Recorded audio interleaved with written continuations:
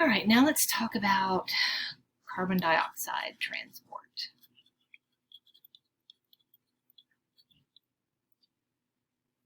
Okay, so there are 3 ways that carbon dioxide is transported through the blood. The first way, 70% of it is made into bicarbonate ions. All right. Number 2, 23% of it is bound to hemoglobin. Whoops, going backwards. The last thing, or last way, is 7% is dissolved in the plasma.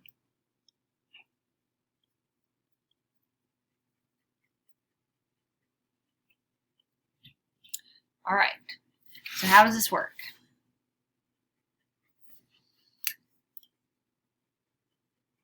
All right, let's draw a little funky picture.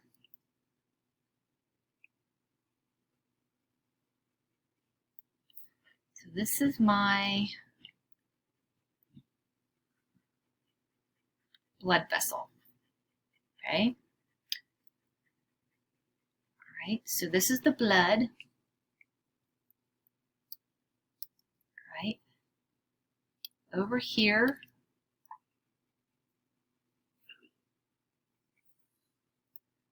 this is the cell, okay? And over here is the alveoli. Okay, so I'm doing all this on one picture instead of 2 separate ones.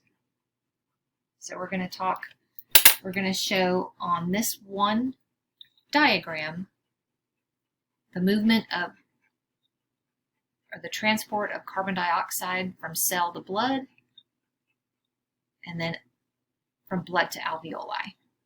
Okay, because that's the direction it's going. We've got, this is CO2. We need to get it out of the body. All right, so in the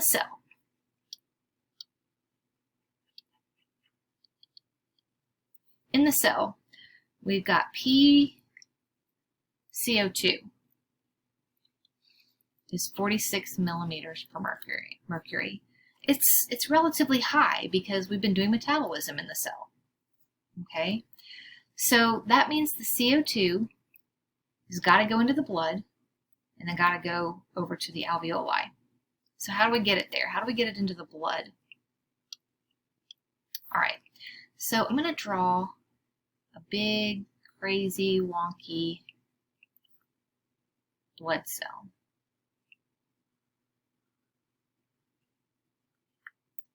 All right, that's my red blood cell. Okay. All right. So we already know that PCO2 of the cell is 46. The blood that's coming in is oxygenated, so that means the PCO2 in the blood is 40. Okay? Because we want the CO2 to come from the cell into the blood. All right. So the CO2 jumps into the plasma. There it is. Okay? But remember, 70% of it is made into bicarbonate ions.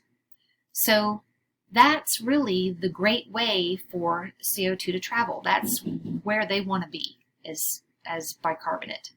So the CO2 is going to jump into the blood because of the gradient, right?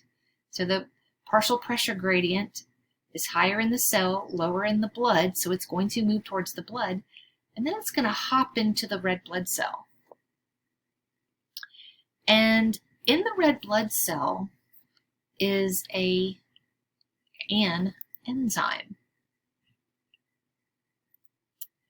And this enzyme is called, some of this information over here, carbonic anhydrase.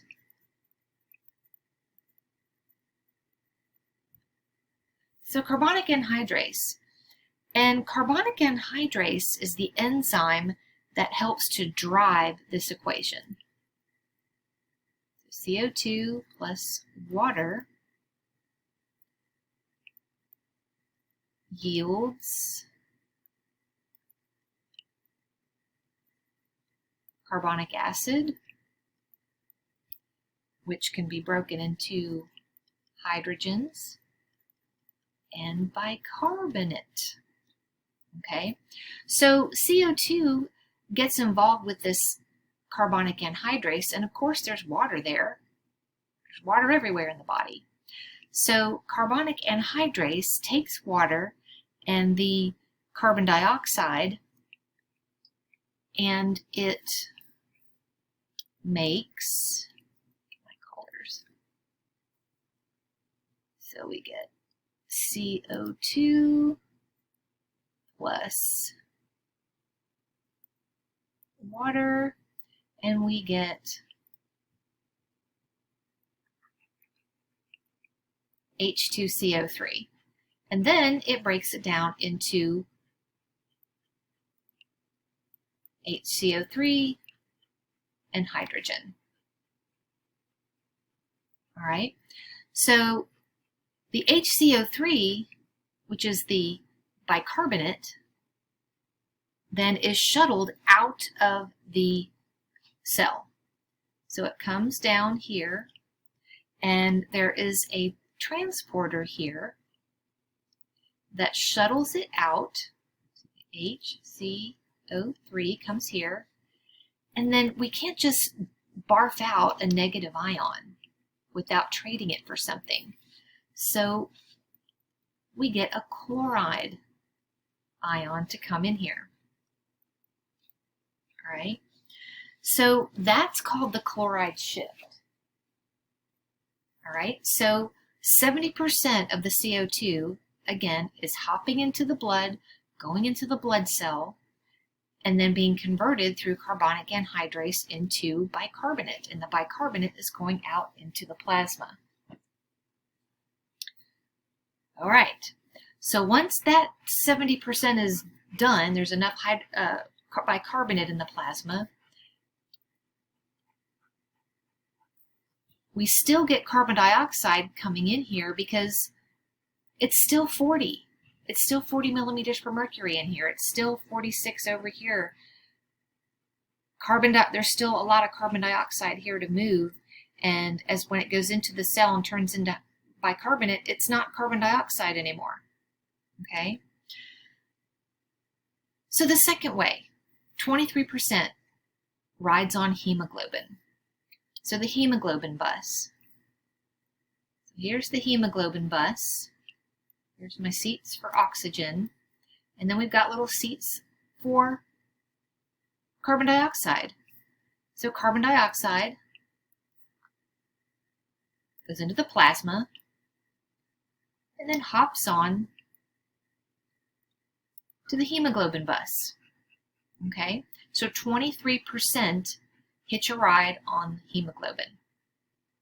Okay, carbon dioxide still moving in. Once it gets in onto hemoglobin, it becomes carb amino hemoglobin or something like that. So it's not CO2 anymore. So we're still getting carbon dioxide in. Okay, but the last 7% stays in the plasma. So it's going to travel within the plasma, and as it accumulates in the plasma, then this PCO2 raises to 46, and the PCO2 in the cell goes to 40. Okay? All right, so that's all the CO2 in the blood from the cell or the tissue. Once we get to the alveoli, what happens? Well, the first thing that happens is the CO2 that's in the plasma, it hops right out. Because remember, PCO2 in the alveoli is what? It's 40 millimeters per mercury. Okay, so now it's 46 in the blood. So as it comes up here, it's 46 in the blood. The CO2 that's in the plasma, it's going to jump right into the alveoli. Okay, once that 7% jumps out of the plasma, then what's going to happen? Well, guess what? The CO2 that's hitching a ride on hemoglobin is going to hop out into the plasma and then hop into the alveoli. And the last thing that's going to happen is this same reaction happens in reverse. So the chloride gets shuttled back out. The bicarbonate comes back in, and carbonic anhydrase reverses the equation, puts the bicarbonate with the hydrogens, makes carbonic acid, and then that breaks carbonic acid up into CO2 and H2O. And then that CO2 hops out to the plasma and into the alveoli. It's just everything in reverse. All right, in your notes, this is presented on two separate plates. So there's a separate image for cell to blood, and then a separate image from blood to alveoli. I've just combined those into one. All right then, that is the end of the respiratory system.